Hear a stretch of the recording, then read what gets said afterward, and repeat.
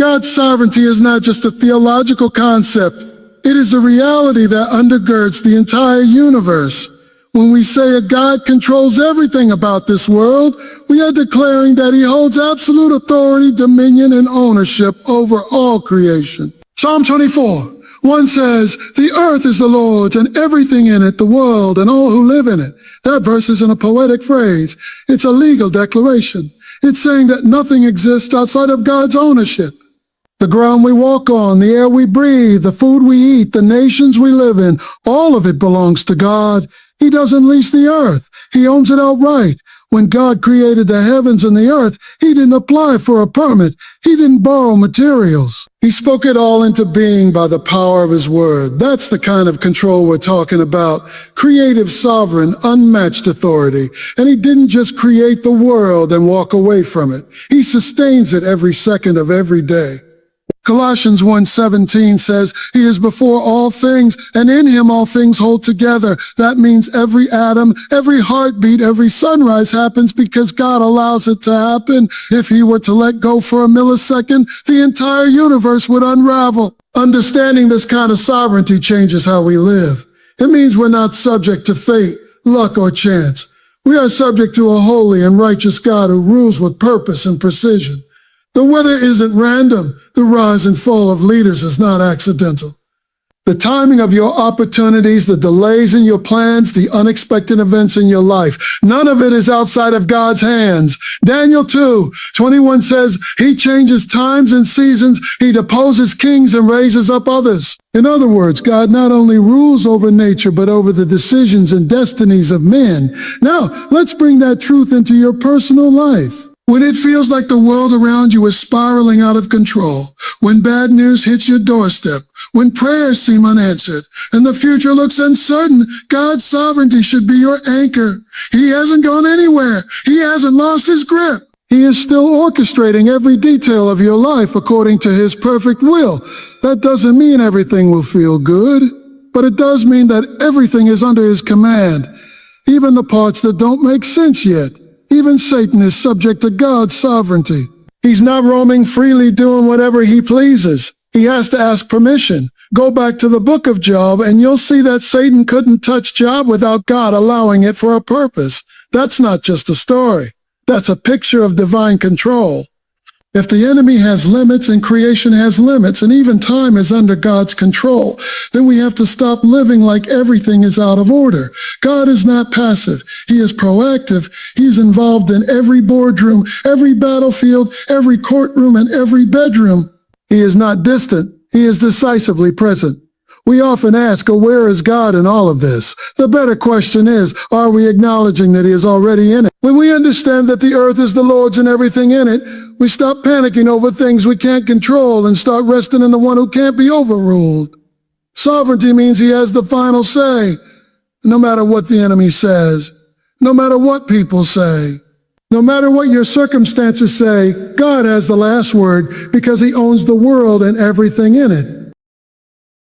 When life hits us with the unexpected, when the news is troubling and our circumstances are confusing, it's easy to feel like everything is spiraling out of control. But the truth is, God is never surprised. He's never shaken. He doesn't panic, and he never needs a plan B. What may seem to us like a last-minute emergency is already a scheduled appointment in his divine calendar. He's not pacing the floors of heaven wondering how to fix things. God is seated because his authority is settled. He is firmly in control and fully aware of everything that happens in this world, from the largest political upheaval to the smallest worry on your mind. Isaiah 46:10 says, "I am God and there is no other. I am God and there is none like me, declaring the end from the beginning and from ancient times, things not yet done, saying, my counsel shall stand and I will accomplish all my purpose." That verse doesn't just mean that God knows the end. It means he declares it. He speaks it before it happens. That's not prediction. That's power. He's not a fortune teller. He's the one who writes the story. Nothing in your life catches him off guard. Not the diagnosis, not the job loss, not the betrayal, not the delay. These things may shock us, but they don't rattle heaven. God already factored in your struggle before you ever faced it. He's not figuring things out as he goes. He is orchestrating the details with intention because everything that happens must pass through his sovereign filter. If it's in your life, then he either caused it or allowed it, and in both cases, he has a purpose for it. That's not just theology. That's the anchor of your peace when everything else feels unstable. One of the biggest lies the enemy wants you to believe is that God is uninvolved, like he's standing at a distance watching things fall apart. But that couldn't be further from the truth. Psalm 139 tells us that he knows our thoughts before we think them, our words before we speak them, and our steps before we take them. That means he is intimately present in every detail. He knew the storm was coming before you even saw the clouds, and he already prepared a way through it. He doesn't just show up in the aftermath. He's there in the middle of the mess, steering the ship even when the waters are rough. Think about Jesus in the boat with the disciples. A fierce storm hit, and they panicked while he slept. Why? Because they mistook his silence for absence. But Jesus wasn't absent. He was at peace. And the same Jesus who calmed the winds and the waves with a word still has the same authority today. Just because he's quiet doesn't mean he's inactive. Silence is not abandonment. His stillness is often the setup for a greater display of his glory. It's also important to realize that God's control doesn't always mean immediate comfort. Sometimes God allows chaos to refine your character. Sometimes he permits trials to deepen your trust.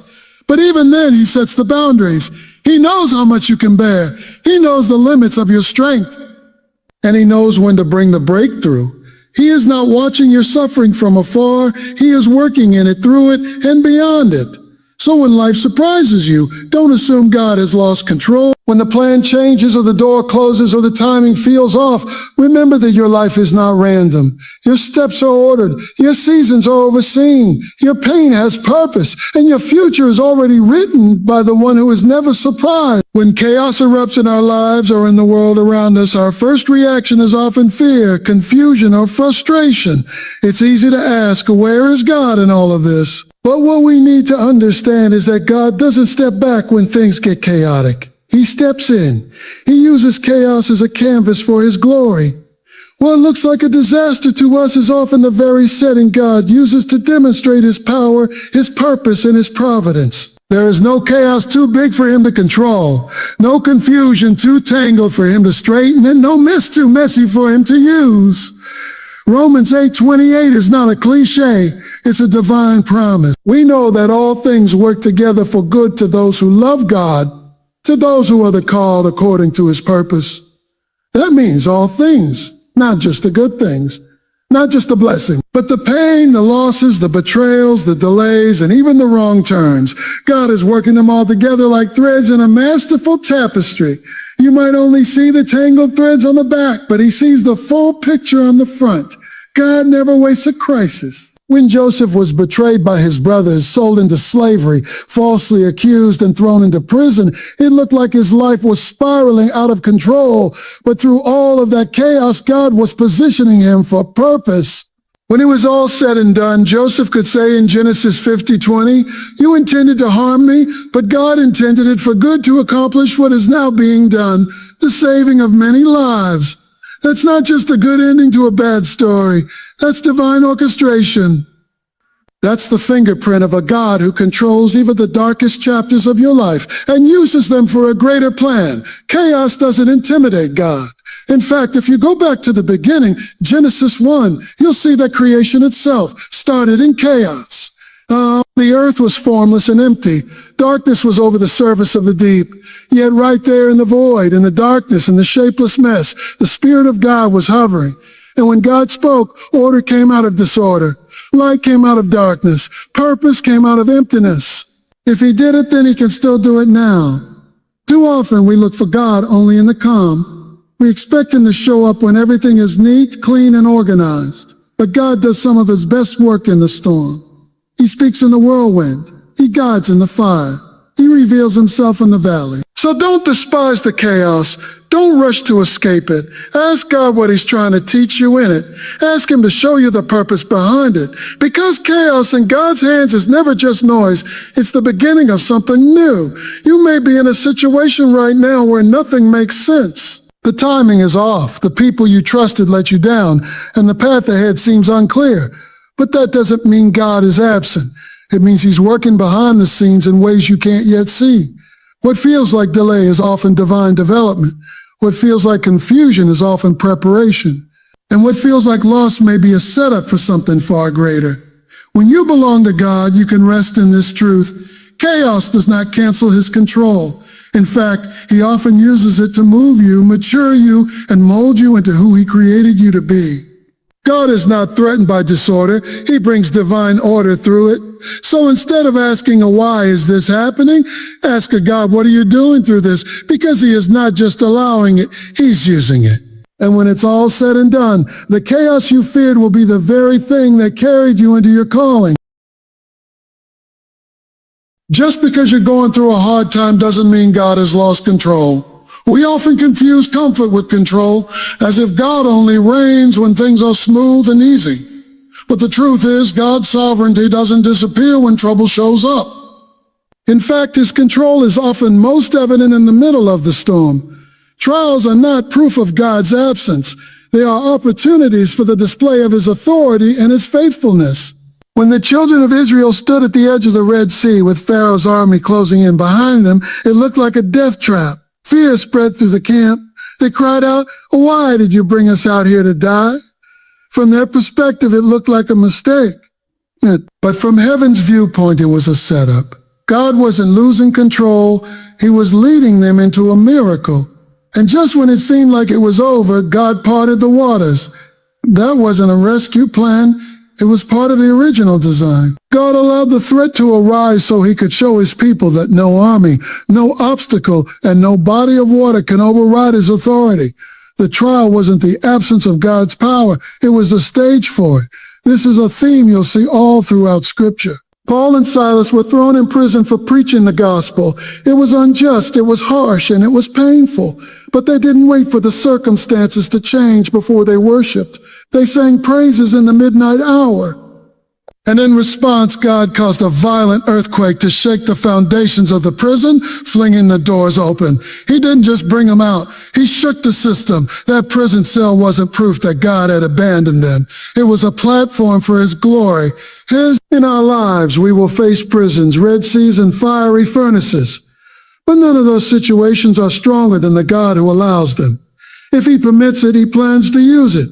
Sometimes we want deliverance without the discomfort. But God knows that some things can only be developed in the dark places, like trust, faith, endurance, and dependence. Trials do not cancel God's control. They clarify your need for it. They strip away your reliance on yourself and deepen your awareness of him. Even Jesus, the Son of God, faced betrayal, agony, injustice, and death. On the surface, the crucifixion looked like the triumph of evil. The enemy thought he had won. But what Satan didn't know was that the very thing he thought would destroy Jesus was the instrument God used to redeem the world. The cross didn't mean God was out of control. It was the fulfillment of his plan all along. What looked like defeat was actually victory in disguise. So the next time you find yourself in the middle of trouble, don't jump to the conclusion that God has checked out. He hasn't. He's present, he's powerful, and he's working. You may not understand what he's doing, but you can trust that he's doing something.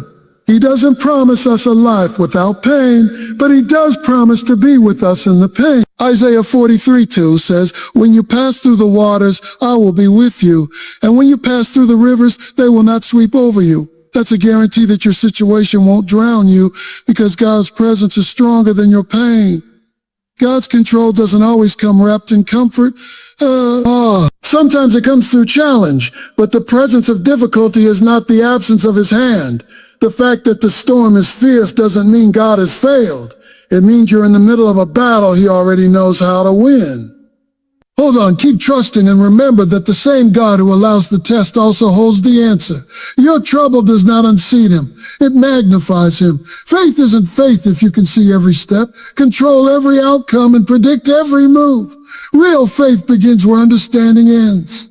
It's easy to trust God when everything is going according to plan. When the money is flowing, the doors are opening, and the path is clear. But true faith is tested and proven when you don't know what's next. when you're walking through the fog, when prayers seem unanswered, and when obedience costs you something, that's when real trust is revealed. And the powerful truth is that even when you can't see the full picture, God is still painting it. Faith is choosing to believe that He is working, even in the silence. Hebrews 11:1 defines faith as the substance of things hoped for, the evidence of things not seen. That means faith is not about walking by sight. It's about walking in surrender. You may not know how things will work out, but you trust the one who does. You may not understand the route, but you trust the navigator. And this kind of faith doesn't come from feelings. It comes from knowing who God is.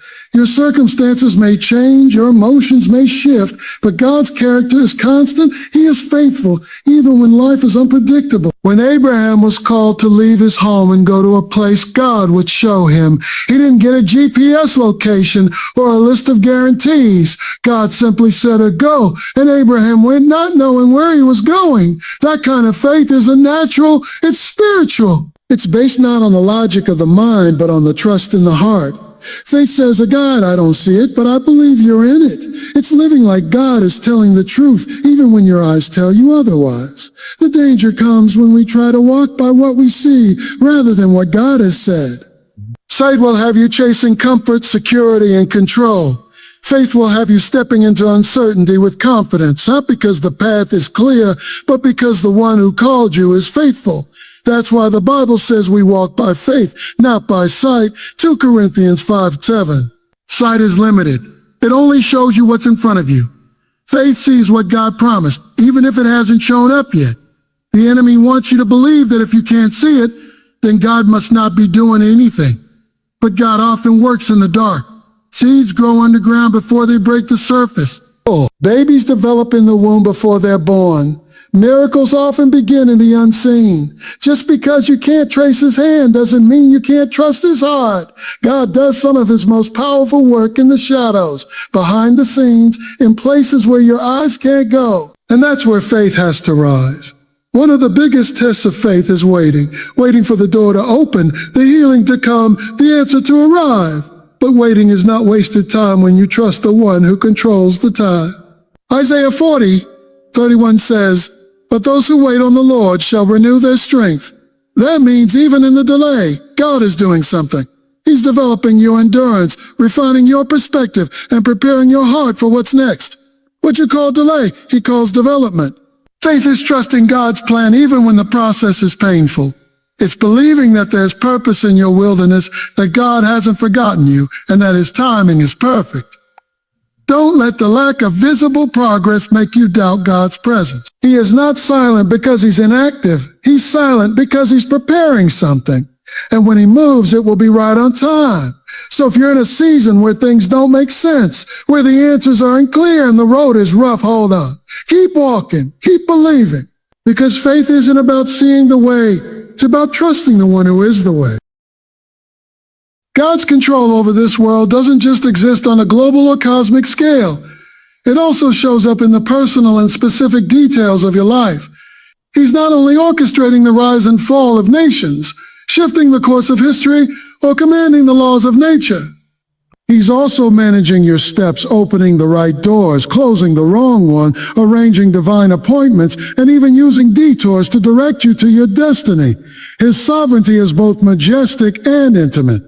That means God doesn't just know your name. He knows your story, and He's writing every chapter with purpose. Proverbs 16:9 says, a man's heart plans his way, but the Lord directs his steps. You can make plans, you can map out your future, and you can lay down your timelines, but ultimately, God is the one who determines your direction. He sees the end from the beginning. He knows what you're walking into before you even get there. And sometimes in His sovereignty, He redirects you. Not to punish you, but to protect and prepare you. What feels like a setback may actually be God setting things up. What looks like rejection may be redirection. He sees what you can't see, and He knows what you don't know. Take a look at your own life. How many times did something not go the way you planned, only for you to later realize it was for your good? That's not coincidence. That's the fingerprint of a sovereign God who is personally involved in your journey. Psalm 37:23 tells us, the steps of a good man are ordered by the Lord, and He delights in His way. Ordered steps don't always mean smooth steps. Sometimes they're uncomfortable. Sometimes they're confusing, but they are always intentional. Nothing is wasted in God's economy. Not the pain, not the delays, not even the seasons where you feel stuck. All of it is being woven into something greater. You may be walking through a season right now where it feels like nothing is happening. You're praying, you're waiting, and nothing seems to be moving. But what you can't see is that God is working behind the scenes. He's aligning people, adjusting circumstances, and preparing your next step even when you feel like you're standing still. God's silence is not his absence. His delays are not his denials, and his timing is never off. He knows exactly when to act, how to act, and who to use to bring about his plan in your life. Sometimes we think that if God is in control, everything should go smoothly. But the truth is, God's control often allows us to walk through challenges because those very experiences shape our character. The wilderness seasons, the battles, the disappointments, those are the places where faith is forged, where trust is deepened, and where you begin to truly understand that God is your source. He may not always lead you on the easiest path, but he will always lead you on the right path. One of the greatest signs of God's control in your life is his ability to bring purpose out of pain. He takes what the enemy meant for evil and uses it for good. He brings beauty from ashes. He transforms brokenness into strength. That's not something we can do in our own power. That's something only a sovereign God can do. And when you look back over your life, you'll see his fingerprints all over the places you once thought were forgotten. So whether you're in a season of success or a season of struggle, you can rest in this truth. God is in the details. He's not just sitting on a throne far away. He's walking with you, guiding you, and ensuring that everything that touches your life fits into his divine plan.